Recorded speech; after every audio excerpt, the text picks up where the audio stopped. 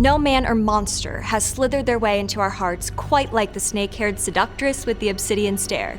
That's right. Today we're talking about the OG, the original Gorgon herself, Medusa.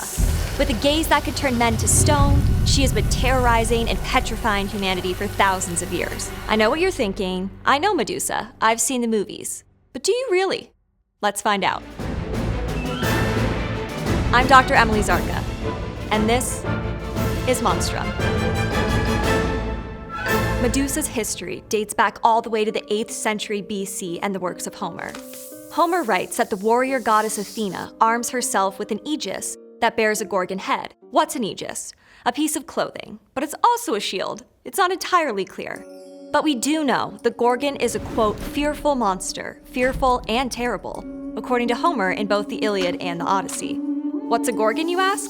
According to Greek mythology, the Gorgons were the three daughters of the sea god Phorcys and Ceto. Greek poet Hesiod described Medusa and her sisters as women with snakes hanging from their belts. Greek scholar Apollodorus described the Gorgon sisters as having scaled heads, large tusks, and golden wings. He also adds one other crucial detail. Medusa loses her head at the hands of Perseus, the half-god offspring of one of Zeus's many, dalliances. Armed with a sickle made of adamantine and a helmet that turns him invisible, Perseus sneaks up on the sleeping Gorgons, using his shield as a mirror to avoid looking Medusa in the eyes before he chops her head off. And here's another fun fact. According to legend, when Perseus gives Medusa the old Marie Antoinette, two children spring forth from her body, Chrysaor and Pegasus. That's right. The winged horse on your Lisa Frank Trapper Keeper is the son of a snake-haired monster and the god of the sea. Go figure. So at this point, we know three things about Medusa. She's a she, she's not much to look at, and she keeps losing her head. Fast forward to the 1st century BC, and the Roman poet Ovid decided to reboot the Medusa franchise with his own origin story. And things get a lot darker for Medusa. In Metamorphosis, Medusa is beautiful with lovely flowing long hair. One day, the god Neptune finds her in a temple dedicated to Minerva and rapes her. Minerva punishes the outrage by transforming Medusa's hair into serpents. And with that, the modern Medusa takes shape. She's got snakes for hair and a real problem with eye contact. There are a few theories on Medusa's origins and how her story has evolved. One theory claims that the Gorgon was really just a gold statue of Athena that Perseus steals from three sisters. Another theory has Medusa as a Libyan queen, defeated by the Greek Perseus, who takes her head to show off how beautiful she was. But why the strange power to turn men into stone with just a gaze? In my mind, the most plausible explanation is that the mythological idea of being turned to stone originates from ancient Greeks trying to explain the existence of prehistoric fossils, bones that had literally turned to stone. We know how fossils are formed now, but for the ancient Greeks, stories were a way to explain what they found. And this brings us to the stony heart of the matter. Why is Medusa female?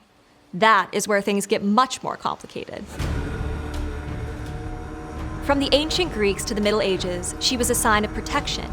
Shields and temple doors were adorned with images of Medusa, a face with a protruding tongue, wide eyes, and fangs. She served as a warning. It was during the Middle Ages and the Renaissance that Medusa moves from terrifying monster to predatory, seductive woman. Through a Christian lens, Medusa was seen as vice incarnate, as a symbol of a woman's power to lead men astray. Perseus is reframed as a symbol of virtue, triumphing over Medusa. So a victim of sexual assault becomes a predatory sexual being. But it's in the 19th century that Medusa, with a little help from poet Percy Shelley, sheds that skin and undergoes her most interesting transformation of all. After seeing this painting, incorrectly attributed to Leonardo da Vinci, Shelley was inspired to write a poem about Medusa. Shelley attributes her power to grace, not evil, writing, quote, "Its horror and its beauty are divine.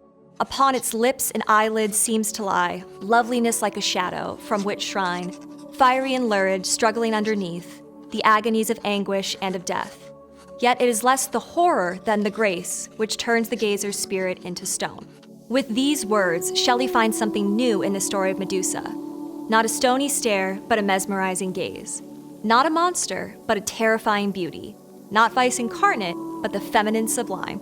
More recently, some feminists adopted Medusa as a symbol of female resistance and revenge, a creature that can literally turn the leering male gaze against itself.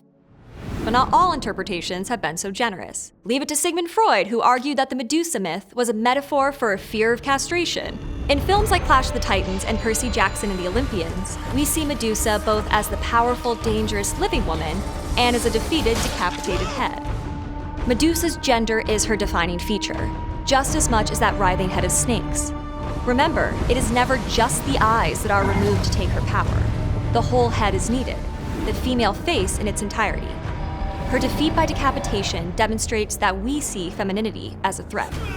Victim or villain, beast or beauty, Medusa lingers in our collective imagination because she's a powerful symbol. If you think women are scary, she's a scary woman. But if you look a little deeper, you'll find there's more than meets the eye. Is this a hashtag good hair day or hashtag bad hair day? Or hashtag best hair day of all time? What do you think? Comment below.